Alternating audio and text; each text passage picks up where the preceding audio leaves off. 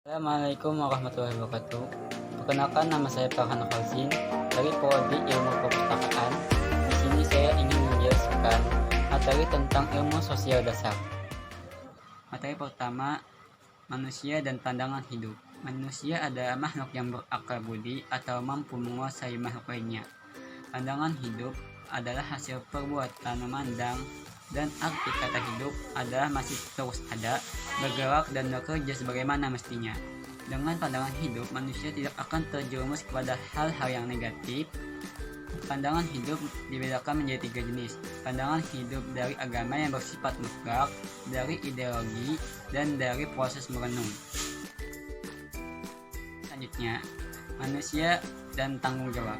Manusia adalah makhluk yang berakal budi atau mampu menguasai makhluk lainnya, dan tanggung jawab adalah suatu yang menjadi kewajiban untuk dilaksanakan, dibahas, dan sebagainya. Dari segi filsafat, tanggung jawab didukung 3 unsur, yaitu kesadaran, kecintaan, dan keberanian. Tanggung jawab ada bermacam-macam, seperti tanggung jawab kepada diri sendiri, keluarga, masyarakat, bangsa, dan Tuhan. Manusia bisa menjadi makhluk yang bertanggung jawab dengan cara mendisiplinkan diri, mengendalikan diri, melakukan yang terbaik, dan lain-lainnya. Dengan melakukan tanggung jawab dalam kehidupan bisa memperoleh, dihargai orang lain, dapat dipercaya, meningkatkan peluang kesuksesan, jarang melakukan kesalahan, dan sebagainya.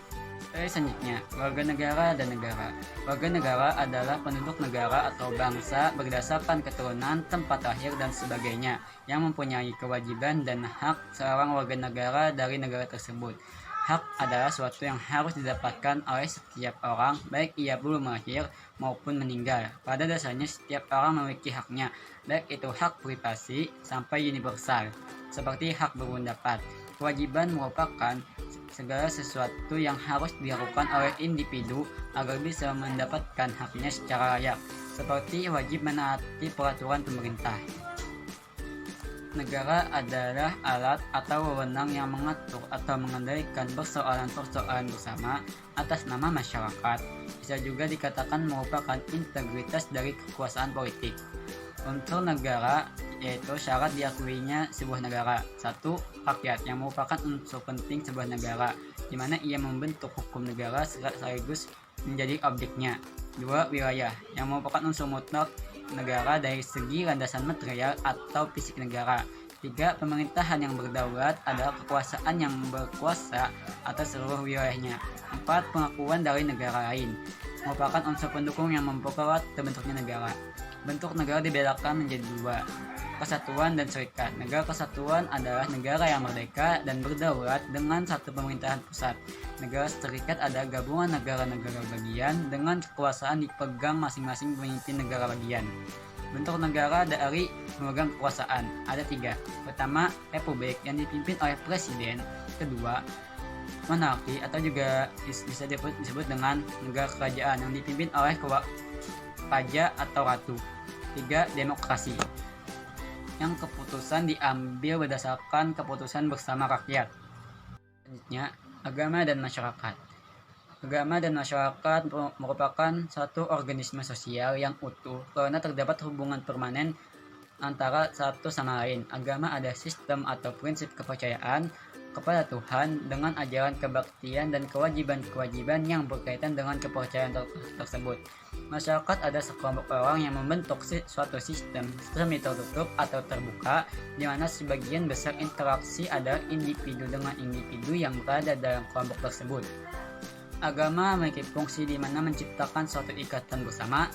Agama sebagai sosialisasi, di mana individu ketika tumbuh dewasa memerlukan suatu sistem nilai sebagai semacam tuntutan umum untuk aktivitas dengan masyarakat atau sebagai tujuan akhir.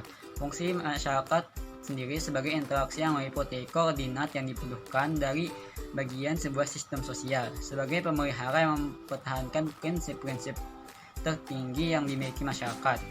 Hubungan antara keduanya akan terhubung pada kebudayaan yang jika dipadukan akan membentuk kehidupan yang harmonis ketika memiliki keterkaitan satu sama lain.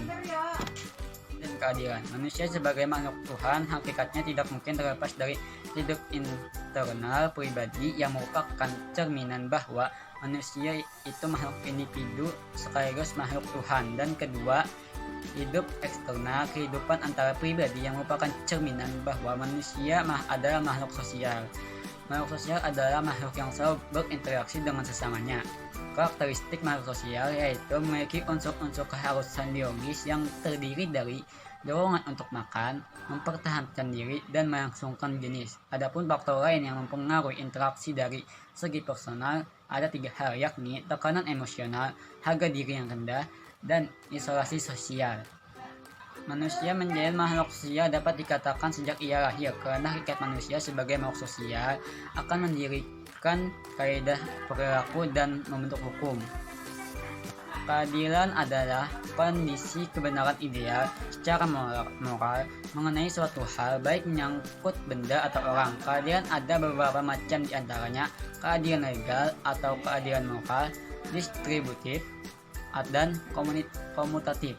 Keadilan juga memiliki beberapa makna, yaitu sama, seimbang, dan perhatian terhadap hak-hak individu dan memberikan hak-hak itu pada setiap pemiliknya. Pedesaan dan masyarakat perkotaan. Masyarakat pedesaan ada sekelompok orang yang hidup bersama, bekerja sama, yang berhubungan secara erat, tahan lama, dengan sifat-sifat yang hampir sama di suatu daerah tertentu dengan bermata pencarian dari sektor pertanian. Dan ciri-ciri masyarakat pedesaan: kepadatan penduduk terbilang rendah, solidaritas sangat kuat, dan lain-lainnya. Masyarakat pedesaan bisa diklasifikasi menjadi tiga jenis. Desa swadaya dengan potensi tertentu tetapi dikelola dengan sebaik-baiknya. Desa swakarya, peralihan atau transisi dari desa swadaya menuju desa swasembada.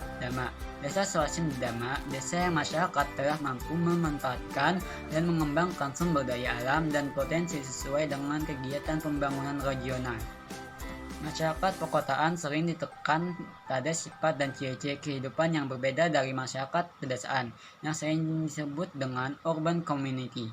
Masyarakat perkotaan dapat diklasifikasi menjadi kota kecil, kota sedang, kota besar, kota metropolitan, dan kota megapolitan.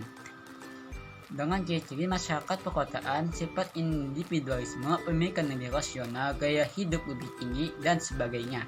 Hubungan antara masyarakat kota dan masyarakat pedesaan, keduanya merupakan komunitas yang bersifat saling berketergantungan, seperti kota yang membutuhkan bahan-bahan pangan dari desa, dan desa memerlukan alat-alat pertanian, pakaian, dan obat-obatan dari kota.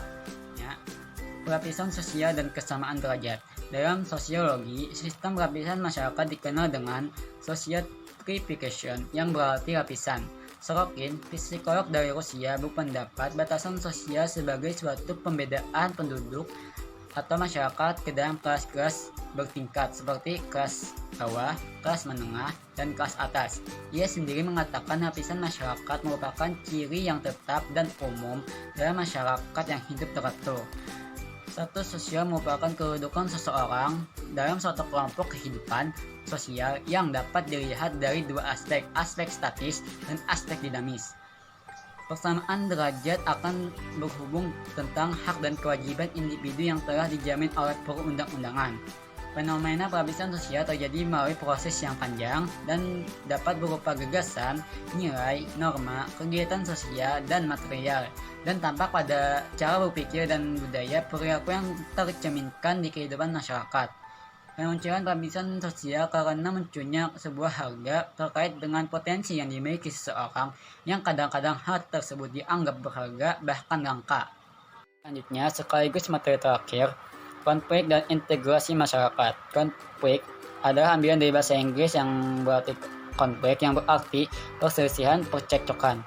Dan itu adalah ambilan dari bahasa Latin yang berarti sebagai ketidakpahaman atau ketidaksepakatan antara kelompok atau gagasan-gagasan yang berlawanan, dan juga bisa diartikan perang. Sedangkan dia dikaitkan dengan istilah sosial, konflik dapat diartikan sebagai pertentangan masyarakat yang bersifat menyeluruh dalam kehidupan. Integrasi adalah proses pembaruan dalam sebuah interaksi sosial. Integrasi merupakan proses yang dinamis dan struktur pada perbedaan yang ada bisa disatukan dengan sebuah integritas untuk mencapai sebuah tujuan yang bisa diterapkan pada berbagai lini masyarakat sosial. Antara konflik dan integritas pada relasi di masyarakat merupakan dua dimensi yang saling melengkapi. Seperti integritas terjadi ketika kelompok masyarakat memiliki persamaan tujuan sehingga terjadinya persatuan. Sedangkan konflik terjadi pada perbedaan tujuan yang menyebabkan terjadinya konflik di antara mereka.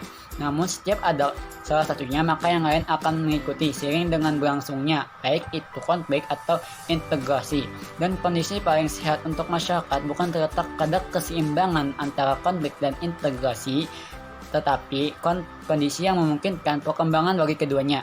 Sekian dari saya.